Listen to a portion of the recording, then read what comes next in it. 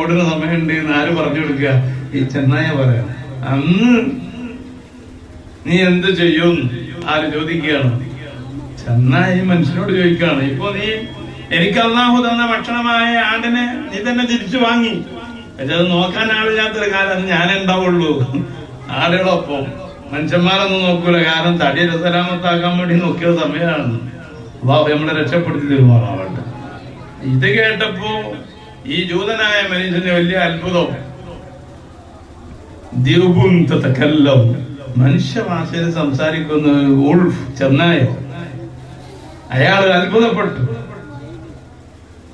അപ്പോ അത്ഭുതപ്പെട്ടപ്പോ ഈ ചെന്നായ ഒരു കല്ലിൽ കയറി ഇരുന്നുകൊണ്ട് പറയാ,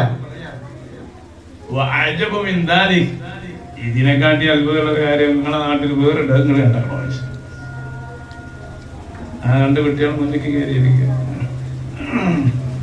പിന്നെ കസാലൊന്നും അറിയില്ല. ഇതിനെക്കാട്ടി അത്ഭുതമുള്ള കാര്യം നിങ്ങളുടെ നാട്ടിലുണ്ടല്ലോ. സന്തോഷം. അത് ആ ഈത്തപ്പന തോട്ടത്തിന്റെ ചെറിയ കൂരയിൽ ഒരാൾ താമസിക്കുന്നുണ്ട്. വരാൻ പോകുന്ന കാര്യങ്ങളും കഴിഞ്ഞ് അവർ ജനിക്കുന്നതിന് മുമ്പേ ഉണ്ടായ കാര്യങ്ങളും സവിസ്തരമായി പ്രതിപാദനം ചെയ്യുന്ന ഒരു പ്രവാചകൻ നിങ്ങളെ നാട്ടിൽ അവിടെ ഉണ്ട്. ആ ഈത്തപ്പനത്തിന്റെ ഉള്ളിൽ അമ്പച്ചേക്കുള്ള പാർക്കുണ്ട്. ആരോട് പറഞ്ഞു കൊടുക്കുകയാണ്? ജൂതനോട് ചെന്നായുടെ സംസാരമാണ്. അപ്പൊ അയാൾക്ക് വലിയ അത്ഭുതം. അങ്ങനെ ഒരാളുണ്ട്. ഒന്ന് കാണാൻ പോണല്ലോ ചുട്ട് അയാള് കാണാൻ പോയപ്പോ ആളുകളൊക്കെ സംസാരിക്കുന്നുണ്ട്. അവിടെ വന്നിട്ട് നബി സല്ലല്ലാഹു അലൈഹി വസല്ലം കാണുന്നുണ്ട്.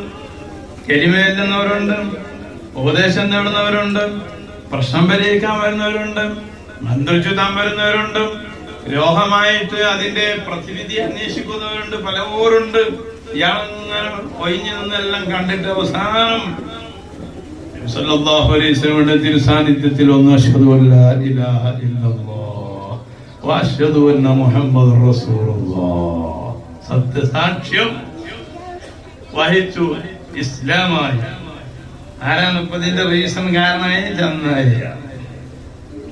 സല്ലല്ലാഹു അലൈഹി വസല്ലമയുടെ ഈ വലിയ അമാനുഷികത ഭാവിയും വർത്തമാനവും ഭൂതവും ഒരുപോലെ സംസാരിക്കാൻ കഴിയുന്ന വിധത്തിലുള്ള വിധാനത്തിലുള്ള ഒരു വ്യക്തിത്വം നിങ്ങളുടെ നാട്ടിലുണ്ട്.